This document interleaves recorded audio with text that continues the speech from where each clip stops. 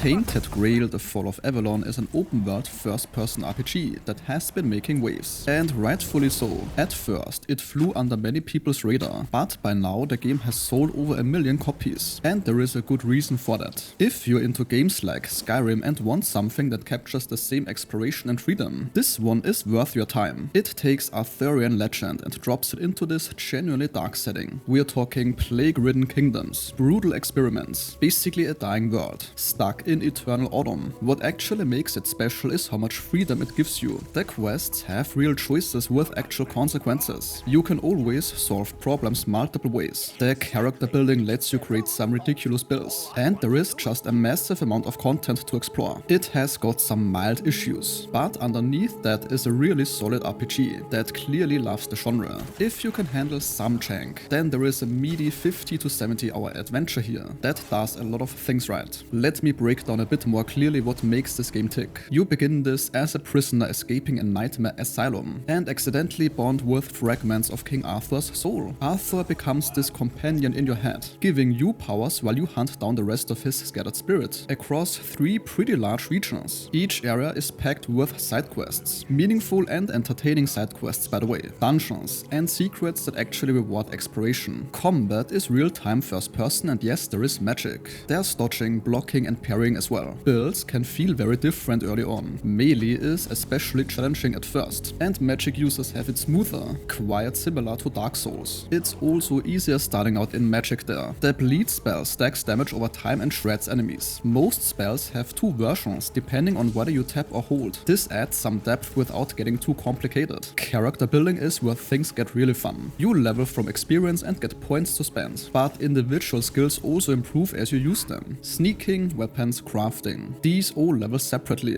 and then feed back into your character level. The skill trees have really powerful nodes that change how things work. And since you can't max everything, your choices matter. Gear has attribute requirements and special effects that can define entire builds. So finding those combinations between equipment, skills, and Arthur's ability ultimately lets you create setups that absolutely destroy enemies. And yet the game is not a cakewalk. The questing here is also genuinely strong. If you're sick of Crimson Desert's meaningless side quests, or even main story quests for that matter, this will feel like a breath of fresh air. The main story branches based on your decisions, but side quests are the standard. There is actually tons of them with real consequences, and always multiple solutions. Many are not even marked. You just stumble into them while exploring. The writing is solid, and quests definitely try to be more than basic tasks. For example, you teach a goblin to read, and unlock him as a summon. Decide if a hospital succeeds or fails. Explore hidden tombs. Your choices furthermore feed into multiple endings with variations. The day and night cycles in this game actually matter. At night, this chaos energy spawns tougher enemies outside safe zones. You either hide at bonfires and towns, or fight for valuable materials. Sometimes boss enemies spawn that become damage sponges at higher levels, which can get a bit tedious, but the risk-reward of night exploration works well. There are factions you can join, though most are just quest lines where joining is the reward, with maybe some extra missions. Romance options exist, but they are pretty basic. The game has crafting, alchemy, cooking, fishing, housing and other systems, but some do feel underdeveloped. Housing is expensive and often less convenient than simply using town services. Now for some of the mild problems. Performance still seems to be an issue for some people, but personally it ran great on my machine, though that thing has a 4090, so it definitely should. I experienced no stutters or freezes worth mentioning. Animations and AI can be a bit janky. Hitboxes are sometimes off, at least they appear to be, and larger enemies can also get stuck on terrain. The game does have a third-person mode, but this is clearly tacked on. Stick to first person. If you can handle some jank, then there is a really solid RPG here that most likely won't disappoint you. The amount of content is substantial at 50 to 70 hours, and it is non-bloated content. It's also cheaper than most big RPGs and feels much more refreshing, which makes the tiny problems easier to swallow. It's one of those games where you can see the ambition and truly appreciate it. And this sentence concludes today's video. If your time was respected, a like or comment is very much appreciated.